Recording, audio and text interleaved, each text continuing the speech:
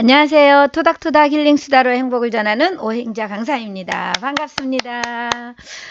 사랑하는 토닥토닥 힐링수다 가족님들 주말 잘 보내셨죠? 저도 주말 잘 보내고 또 힘차게 월요일을 출발하면서 요즘에 자주 지방으로 이렇게 많이 다니다 보니까 이렇게 촬영을 해서 시청자님들 만날 시간이 많지 않아요. 그래서 오늘도 또 촬영을 못하면 일주일 동안 주말에나 뵐 수 있을 것 같아서 얼른 지금 녹화를 하나 하고 인사를 드리고 또 이제 한 주를 시작을 하려고 합니다. 요즘에 무슨 생각을 많이 하냐면은요, 그 이어령 교수님의, 제가 저번에 이어령 교수님의 방송을 한번 이야기를 했었는데요. 방송을 통해서, 그때 교수님 책을 한 4권을 사가지고 보면서 계속 보게 돼요. 근데, 술술술술 익히는 책은 아니에요. 생각을 정말 많이 하게 되는 그런 책들이거든요. 오늘 아침에 이렇게 책을 보면서 그 말 있잖아요. 우리가 빵만 먹고 사냐, 밥만 먹고 사냐라는 이야기 많이 하잖아요. 그러면 무엇으로 먹고 살까? 밥만 먹고 사냐라는 그 뒤에는 밥이 아닌, 빵이 아닌 그 무엇으로 또 먹고 산다는 전제가 있죠. 여러분은 혹시 밥이 아닌 무엇으로 먹고 사시나요? 밥 먹고 사는 것은 사람이나 짐승이나 누구나 먹고 사는 거는 다 똑같죠. 그런데 그 가장 인간의 기본적인 그런 것을 뛰어넘어서 좀 더 정신적인, 영적인 의식 확장 이런 쪽이 생각이 들어요. 그러면서 결국은 나름대로의 자기만의 사명, 꿈 이런 것들을 찾아가는 삶이 또 우리가 빵보다 더 큰 의미와 가치를 부여하지 않나라는 생각을 해봤습니다. 그래서 우리가 먹고 사는 것에 가장 급급해서 살아가지만 또 그것을 뛰어넘어서 보이지 않는 것, 또 나를 통해서 뭔가 누군가에게 영향력을 미치는 그런 의미와 가치를 발견해가는 삶이 더 중요하지 않을까 그런 생각을 해봅니다. 그래서 오늘 아침에 제가 그 카톡방에서 저희 부산에 우리 봉숭아학당 부산에 이동양 학장님이 올려놓은 글이 좀 되게 마음에 와닿았어요. 그래서 오늘은 방송에서 그 글을 좀 여러분께 이야기를 해드릴까 합니다. 지금 이게 조금 화면을 멀리 했더니 이게 지금 제대로 녹화가 눌러졌는지 확인하느라고 이렇게 머리가 갔습니다. 자, 제가 한번 그 올라온 글을 한번 읽어드릴게요. 한번 같이 들어보시고 나를 돌아보고 생각해보는 그런 시간이 됐으면 하는 바람을 가져봅니다. 제목은 무릎 꿇는 나무예요.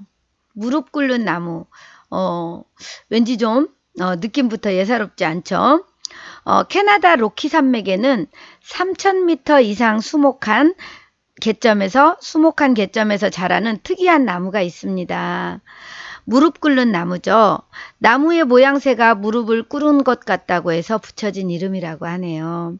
원래는 푸르게 곧게 자랄 나무였겠지만 강풍과 눈에 맞서고 비도 오지 않는 척박한 환경에서 살아남기 위한 자구책이 스스로 성장을 억제하고 최대한 몸을 낮춰서 바람과 맞서는 면을 적게 하는 거였죠. 바람과 맞서는 면을 적게 하는 거였대요. 그래서 영하 30도를 오르내리는 기온과 무섭게 몰아치는 강풍 앞에서도 버티고 견뎌내는 힘이 무섭습니다. 가구쟁이들도 이 나무를 싫어한다고 하네요. 뒤틀리고 휘어감은 나무를 손질하기가 어렵다는 거죠. 그러나 세계에서 가장 아름다운 공명을 가진 바이올린을 이 나무로 만든다네요.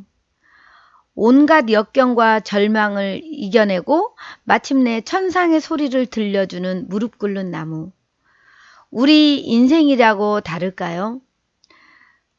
고난과 역경을 이겨낸 사람만이 저 바이올린의 공명처럼 속을 가득 채우는 깊고 깊은 농익은 인생 이야기를 품지 않을까 싶습니다.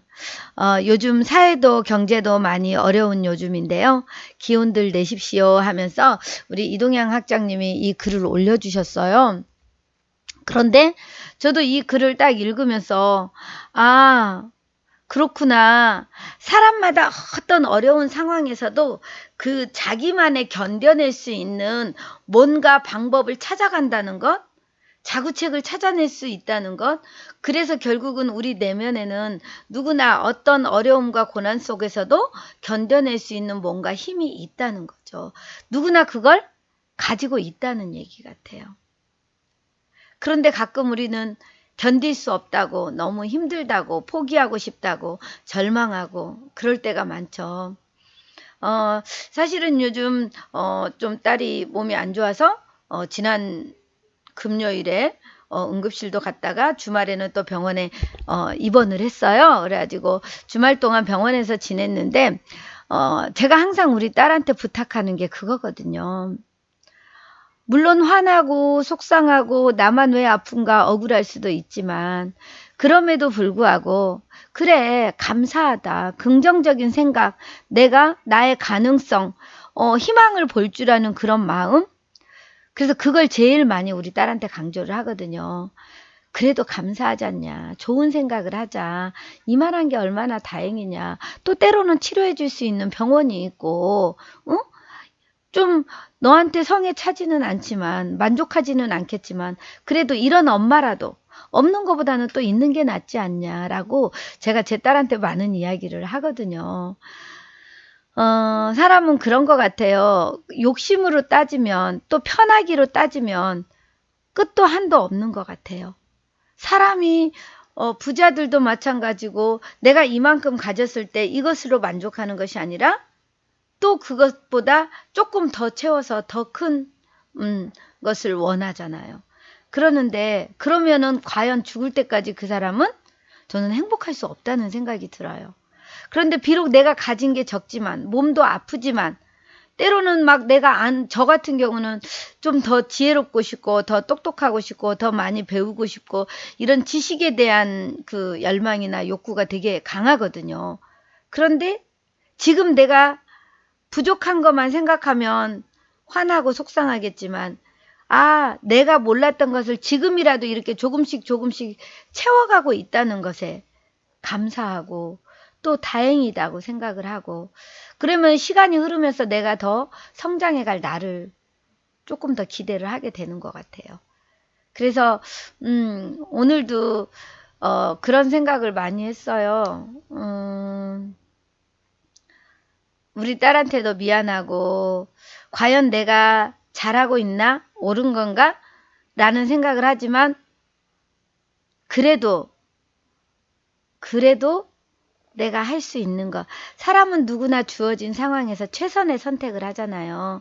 그래서 지금 이 순간에 내가 하는 선택이 최선의 선택이었다고 시간이 지나서도 또 후회하지 않을 수 있는 그런 삶을 살아보자 라는 생각을 많이 해요. 그러다 보니까 때로는 갈등도 많고 번뇌도 생기고 또 때로는 주변의 시선이라든가 주변에서 던지는 그 한마디 한마디들에 또 상처를 받기도 하고 그럼에도 불구하고 제가 그것을 잘 받아들이고 견뎌내가는 것 그랬을 때 아마도 시간이 지나서 3년 뒤, 5년 뒤, 10년 뒤 행자야 너 참 잘 살았다 라는 생각을 하게 될 것 같아요. 그래서 제가 아침에 이제 우리 딸 외출하면서 같이 집으로 오면서 제가 우리 딸한테 차 안에서 그랬어요. 우리 보란 듯이 잘 살자. 정말 거봐 내가 그럴 줄 알았어 라는 남들의 말보다는 시간이 흐른 뒤에 그래 정말 그때 너의 선택이 옳았구나 라는 말을 들을 수 있는 그런 삶을 살자, 잘 살자, 긍정적으로 생각하자 이런 말을 많이 하면서 왔어요.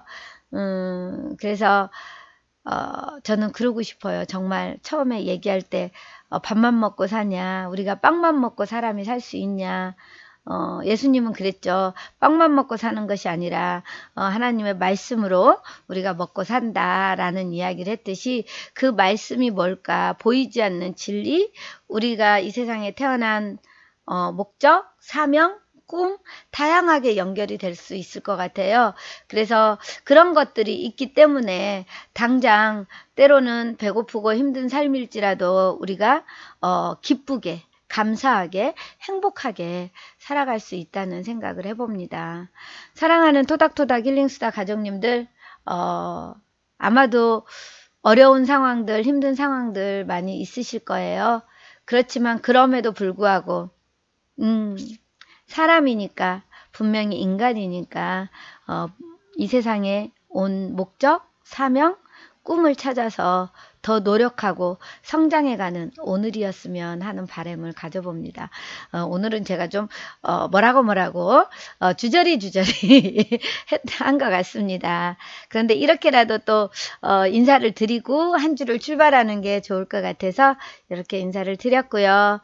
한 주도 날씨가 너무 좋아요. 봄이고 미세먼지는 많이 있다고 하지만 그럼에도 불구하고 더 힘차게 한 주 봄의 향연을 즐기는 그런 한 주가 되었으면 하고 바라봅니다. 고맙습니다. 사랑합니다. 축복합니다.